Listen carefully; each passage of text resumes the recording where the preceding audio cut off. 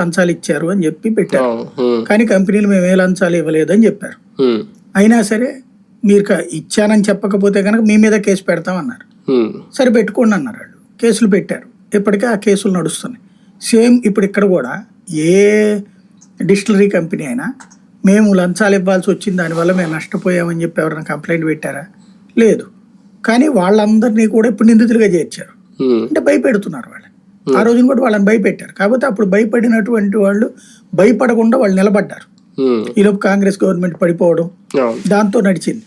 ఇప్పుడు వీళ్ళు మరి తెలుగుదేశం గవర్నమెంటే ఉంటుందని భయపడి వీళ్ళు కూడా లేదులే మేము కూడా అప్రూవల్గా మారిపోతామంటారా?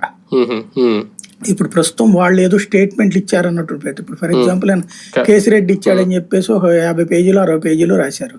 తెర చూస్తాడు సంతకం కూడా పెట్టలేదు. అంటే అర్థమైపోయింది కదా అక్కడ వాడిచ్చాడన్న స్టేట్మెంట్ ఆడి సంతకం లేకుండా ఉందంటే అంత పెద్ద నేరేటివ్ డిటెక్టివ్ రాశారు. రిమాండ్ రిపోర్ట్ ముందే ప్రిపేర్ చేస్తున్నారు అంతే కదా, అరెస్ట్ చేసి ముందే. అంతే. ఇప్పుడు ఆంజనేయులకు కూడా అంతే కదా, ఆయన ఎదురుకుండా రిమాండ్ రిపోర్ట్ పెట్టారట.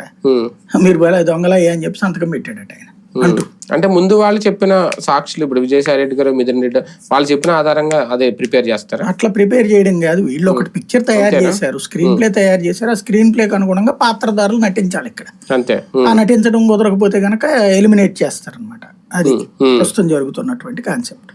కానీ ఆ స్కామ్ లో దీనికి అంటే ఓకే, స్కామ్ అయితే కంప్లీట్ డిఫరెంటే.